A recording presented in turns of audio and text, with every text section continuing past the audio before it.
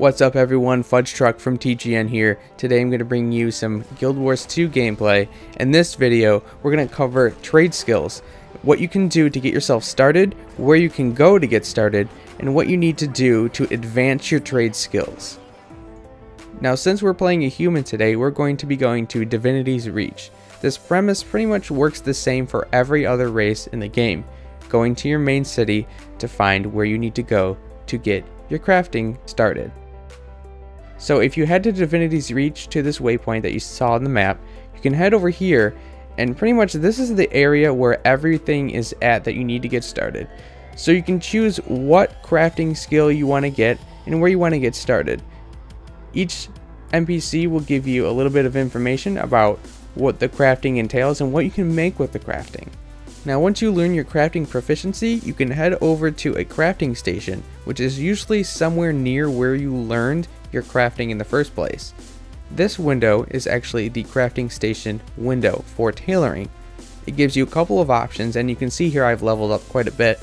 Using this window effectively will help you learn what you need, what crafting materials you need to create certain pieces of armor, gear, or whatever your crafting profession provides you.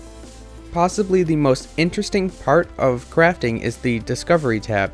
In this tab you can take items that you've created or found and create new items to create items that you can use, wear, and whatever. Now you see here I took a hook, a setting, and a jewel, and I made an earring. This is a nice change from what we normally get in MMOs, where we have to learn skills and things like that from trainers. Now just like with most games, you need tools to effectively help you gather materials that you need for crafting. And to do so, you would go to a vendor such as this.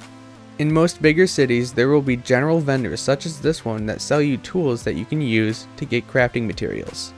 There are some materials like jute scraps that are only gotten from drops off of monsters or things that you kill.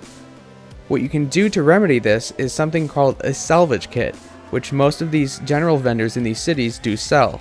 These kits allow you to extract materials from items that you normally wouldn't use, such as a bow and arrow if you are a necromancer. Each item gives different materials from salvaging, so play around with it to find exactly what you can get. Now when you're running around in the world of Tyria, the best way to find raw materials is to look on your minimap. If you look down at the right hand corner of my screen, I blew up the minimap so you could easily see where these nodes would be. When traveling around Tyria, it's also important to note that monsters have a small chance to drop something that you can use for crafting as well. These are for more advanced crafting that will give you more stats on something that you craft. Taking a look at the tooltip under the item will tell you what crafting you can use that item with, and what level you need to use it.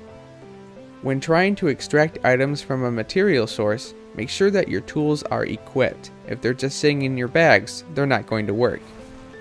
In this video, we learned what we need to get started on crafting in Guild Wars 2. If you'd like to join the TGN Guild on Fort Aspenwood, send me a message in-game to Fudgetruck or Bacon Squirt, or leave a comment below with your character name.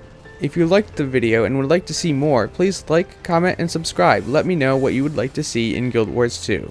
Thanks for watching, and I'll see you in the next video.